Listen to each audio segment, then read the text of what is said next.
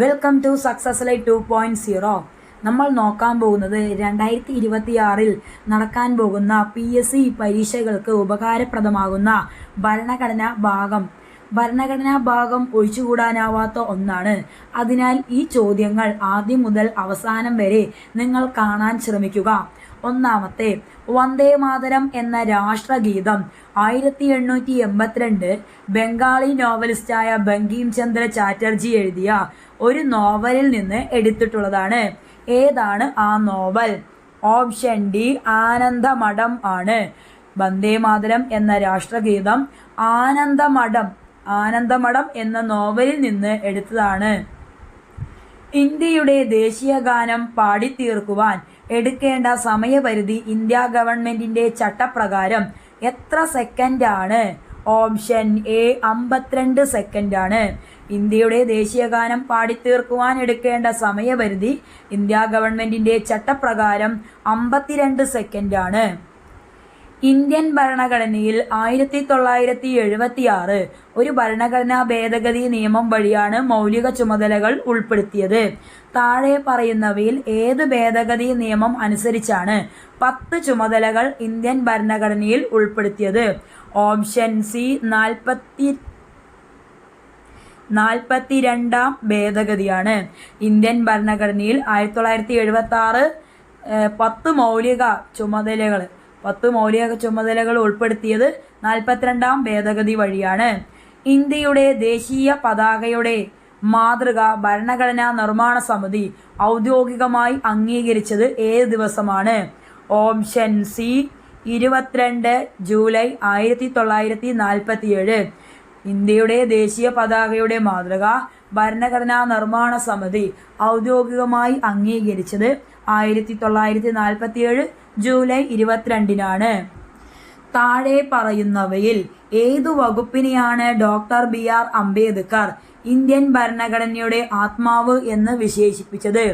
Option B 32ാം വകുപ്പിനെയാണ് doctor BR Ambedkar Indian ഭരണഘടനയുടെ ആത്മാവ് എന്ന് വിശേഷിപ്പിച്ചത്. ഇന്ത്യൻ ദേശീയ ഗീതത്തിന്റെ രചയിതാവ് ആരാണ്? ഓപ്ഷൻ സി ബങ്കിം ചന്ദ്ര ചാറ്റർജിയാണ്. ഇന്ത്യൻ ദേശീയ ഗീതത്തിന്റെ രചയിതാവ് ബങ്കിം ചന്ദ്ര ചാറ്റർജിയാണ്. താഴെ കൊടുത്തിട്ടുള്ളവയിൽ മൗലികാവകാശങ്ങളുമായി ബന്ധമില്ലാത്ത പ്രസ്താവന ഏതെല്ലാം എന്നാണ് ചോദിച്ചിരിക്കുന്നത്. മൗലികാവകാശങ്ങൾ ഭരണഘടനയുടെ 3ാം ഭാഗത്തിൽ പ്രതിപാദിക്കുന്നു. ആ പ്രസ്താവന ശരിയാണ്. ഐറിഷ് ഭരണഘടനയോട് കടപ്പെട്ടിരിക്കുന്നു. ആ പ്രസ്താവന തെറ്റാണ്. നമ്മൾ അമേരിക്കൻ ഭരണഘടനയോടാണ് കടപ്പെട്ടിരിക്കുന്നത്. ഇന്ത്യൻ ഭരണഘടനയിൽ 5 വിധത്തിലുള്ള മൗലികാവകാശങ്ങളുണ്ട്. ആ പ്രസ്താവനയും തെറ്റാണ്. ഇന്ത്യൻ ഭരണഘടനയിൽ 6 വിധത്തിലുള്ള മൗലികാവകാശങ്ങളുണ്ട്. ആ പ്രസ്താവന ശരിയാണ്. അപ്പോൾ തെറ്റായിട്ടുള്ള പ്രസ്താവനകളാണ് ചോദിച്ചിരിക്കുന്നത്. അപ്പോൾ ഐറിഷ് ഭരണഘടനയോട് കടപ്പെട്ടിരിക്കുന്നു എന്നുള്ളതും ഇന്ത്യൻ ഭരണഘടനയിൽ 5 വിധത്തിലുള്ള മൗലികാവകാശങ്ങളുണ്ട് എന്നതുമാണ് തെറ്റ്. അപ്പോൾ ഓപ്ഷൻ 2ഉം 3ഉമാണ് തെറ്റ്. ഓപ്ഷൻ ബി ആണ് നമ്മുടെ ആൻസർ ആയിട്ട് വരുന്നത്. ചുവടെ ചേർക്കുന്നവയിൽ ശരിയായ പ്രസ്താവന ഏതാണ്? 73ാം ഭേദഗതി പഞ്ചായത്ത് രാജ് സംവിധാനവുമായി ബന്ധപ്പെട്ടുള്ളതാണ്. ആ പ്രസ്താവന ശരിയാണ്. 74ാം ഭേദഗതി നഗരപാലിക സമ്പ്രദായവുമായി ബന്ധപ്പെട്ടുള്ളതാണ്. ആ പ്രസ്താവനയും ശരിയാണ്. നെഹ്റു, അംബേദ്കർ തുടങ്ങിയവർ തദ്ദേശ സ്ഥാപനങ്ങളെ അനുകൂലിച്ചിരുന്നു. ആ പ്രസ്താവന തെറ്റാണ്. അപ്പോൾ ഇതിൽ ശരിയായിട്ടുള്ള പ്രസ്താവനയാണ് 73ാം ഭേദഗതി പഞ്ചായത്ത് രാജും 74 നഗരപാലികയുമാണ്. 1ഉം 2ഉമാണ് ശരി. അപ്പോൾ ഓപ്ഷൻ ഡി ആണ് നമ്മുടെ കറക്റ്റ് ആയിട്ടുള്ള ആൻസർ എന്ന് പറയുന്നത്. 1946 ഡോക്ടർ രാജേന്ദ്ര പ്രസാദിന്റെ അധ്യക്ഷതയിൽ ഭരണഘടനാ നിർമ്മാണ സഭ രൂപീകരിച്ചത് ഏത് കമ്മിറ്റിയുടെ നിർദ്ദേശപ്രകാരമാണ്? അത് ഓപ്ഷൻ സി ക്യാബിനറ്റ് മിഷന്റെ നിർദ്ദേശപ്രകാരമാണ്. ക്യാബിനറ്റ് മിഷന്റെ നിർദ്ദേശപ്രകാരമാണ് 1946 ഡോക്ടർ രാജേന്ദ്ര പ്രസാദിന്റെ അധ്യക്ഷതയിൽ ഭരണഘടനാ നിർമ്മാണ സഭ രൂപീകരിച്ചത്.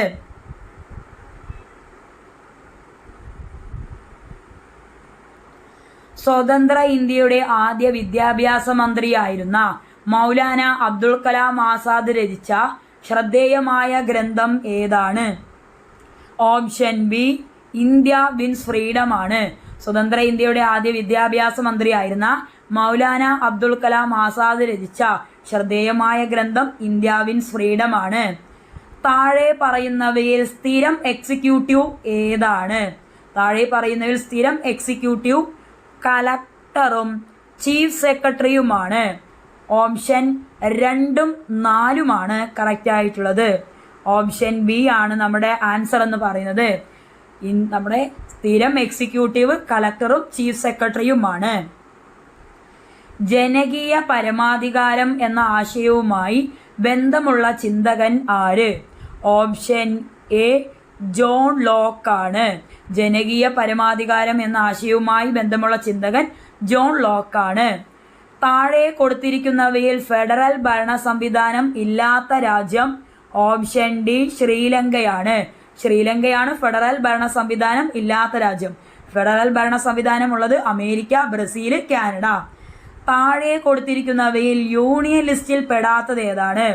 ഓപ്ഷൻ എ വിദ്യാഭ്യാസമാണ്. വിദ്യാഭ്യാസം കൺകറന്റ് ലിസ്റ്റിലാണ് വരിക. ക്രിമിനൽ നിയമവും പകർപ്പവകാശവും ആഭ്യന്തര തീർത്ഥാടനവും എല്ലാം യൂണിയൻ ലിസ്റ്റിലാണ് ഉൾപ്പെടുന്നത്. 6 മുതൽ 14 വയസ്സ് വരെയുള്ള എല്ലാ കുട്ടികൾക്കും നിർബന്ധവും സൗജന്യവുമായ വിദ്യാഭ്യാസത്തിനുള്ള അവകാശം ഏത് മൗലികാവകാശത്തിന്റെ പരിധിയിൽ വരുന്നു? ഓപ്ഷൻ എ സ്വാതന്ത്ര്യത്തിനുള്ള അവകാശത്തിന്റെ പരിധിയിലാണ് വരുന്നത്. 6 മുതൽ 14 വയസ്സ് വരെയുള്ള എല്ലാ കുട്ടികൾക്കും നിർബന്ധവും സൗജന്യവുമായ വിദ്യാഭ്യാസത്തിനുള്ള അവകാശം സ്വാതന്ത്ര്യത്തിനുള്ള അവകാശമാണ്. സുപ്രീം കോടതിയുടെ മൗലികാധികാര പരിധിക്ക് ഉദാഹരണം ഏതാണ്? ഓപ്ഷൻ സി 2 സംസ്ഥാനങ്ങൾ തമ്മിലുള്ള തർക്കങ്ങളിൽ ഇടപെടുക എന്നതാണ് സുപ്രീം കോടതിയുടെ മൗലികാധികാര പരിധിക്ക് ഉദാഹരണം. 2 സംസ്ഥാനങ്ങൾ തമ്മിലുള്ള തർക്കങ്ങളിൽ ഇടപെടുക.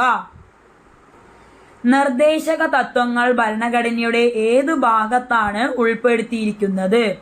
Option D 4. ഭാഗം 4ലാണ് നിർദ്ദേശക തത്വങ്ങൾ ഉൾപ്പെടുത്തിയിരിക്കുന്നത്. മൗലിക അവകാശങ്ങൾ പുനഃസ്ഥാപിക്കാൻ വേണ്ടി കോടതികൾ പുറപ്പെടുവിക്കുന്ന ഉത്തരവാണ് ഓപ്ഷൻ എ റിട്ട്.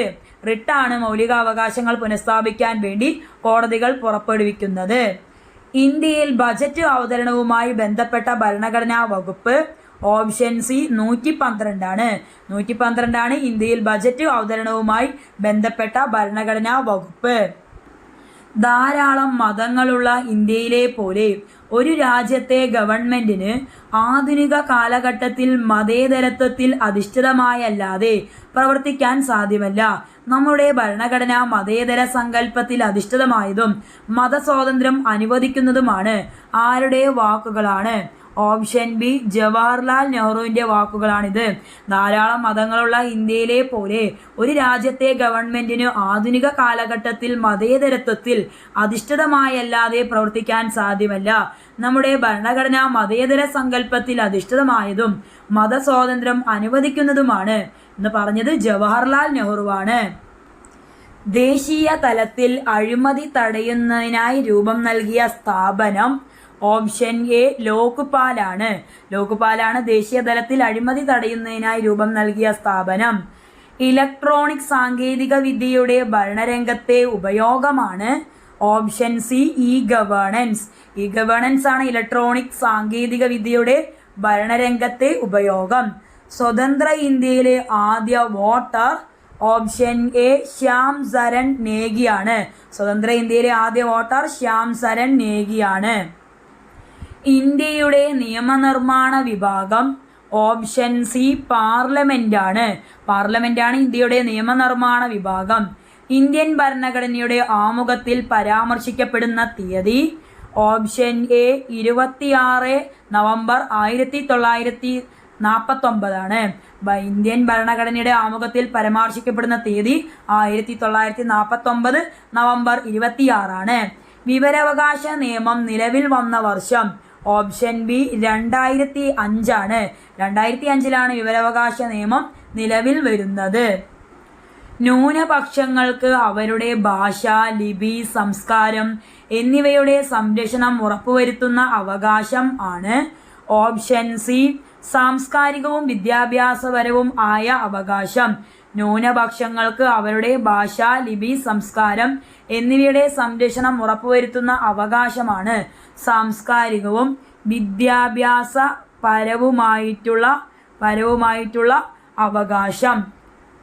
മൗലിക കർത്തവ്യങ്ങളെക്കുറിച്ച് പ്രതിപാദിക്കുന്ന ഭരണഘടനാ ഭാഗം ഓപ്ഷൻ ഡി 4A ആണ്.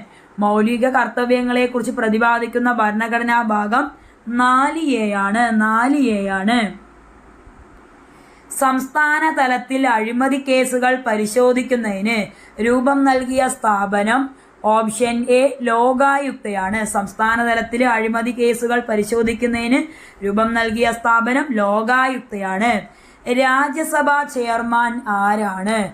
രാജ്യസഭാ ചെയർമാൻ ഓപ്ഷൻ ഡി ഉപരാഷ്ട്രപതിയാണ്. ഉപരാഷ്ട്രപതിയാണ് രാജ്യസഭാ ചെയർമാൻ.